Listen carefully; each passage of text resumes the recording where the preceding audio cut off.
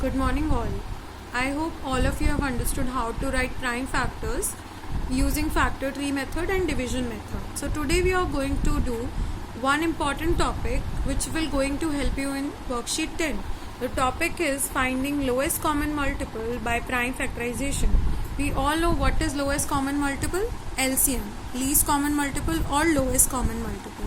You might be wondering that we have already done LCM before the summer break. Yes, correct. We have already done LCM before the summer break, but with the method of listing multiples.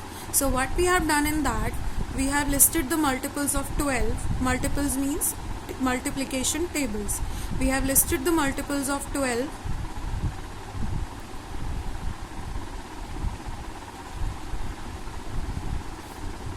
And in the similar manner, we have listed the multiples of 30.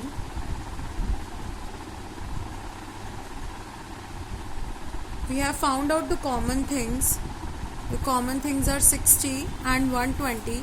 So the common multiples are 60 and 120. Now full form of LCM is least common multiple. So what is the least or lowest out of these two? 60 is the lowest. So our LCM is 60. This is what we have done in worksheet 4, LCM using multiples method. So today we are going to learn a new method, that how can we find LCM by using prime factorization. I am taking the similar example. This example is given in your book. So what we will do here, we will find out the prime factorization of 12 and 30 by using any of the method. You can use tree method or division method, but we prefer division method over tree method. Okay. So we will do the prime factorization of 12. We will use only prime numbers here, as told earlier that we will only use prime numbers over here. So what is the first prime number that will divide 12? 2. 2 6 are 12. Okay. Then we will write quotient over here. Okay. Then we will divide 6 with 2. 2 3s are 6. Then 3 1s are 3. The similar manner, we will divide 30 with prime numbers. I am using 2. 15 is the quotient, then I will divide 15 with 3. 5 is the quotient, then 5 ones are 5. I will list the prime factors. This is what we have done in the previous worksheet. Okay, so this is, we already know how to list the prime factors. Now in LCM, what extra we have to do? We have to find out the common things. We have to circle the common things. 2 is common. We will circle one common thing, or if more are there, 3 is also common.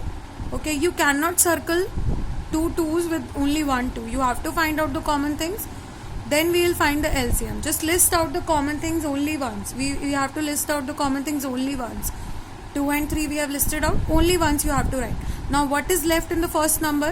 When I have listed 2 and 3 already, what is left? Yes, 2 is left. So I will list the left out things also. What is left in the second number? Yes, 5 is left. So I will list out the left out thing also. Whatever I am getting, I will multiply these numbers. 2 3s are 6, 6 2s are 12, 12 5s are 60. So my LCM is 60. See, when I had used the multiple method, and also I am getting the LCM 60. When I had used the prime factorization method, I am getting the same answer. So with this method also we can find the LCM. This is the method of prime factorization. And this method is more simplified because with this method you can find out the LCM of 2 numbers, 3 numbers, or more than that. See, the same example has been given in the book. What is being explained here, that 2 and 3, which is the common number, they can be included only once. We can include them only once. These are the two things which you have to remember.